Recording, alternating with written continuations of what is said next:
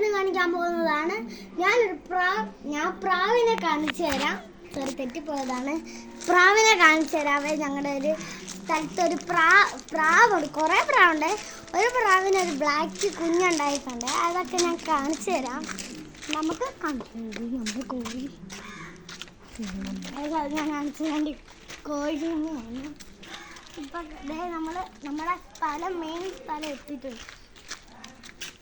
ഇനി ഞാൻ കാണിച്ചു തരാം. അയ്യോ, തുള്ളിത്തുള്ളി കയറുമ്പത്തോന്നാണ് കാണിച്ചു തരാം. കൊച്ചു വലുതായി കണ്ടോ ഗായ്സ്, നല്ല പ്രാവാണ്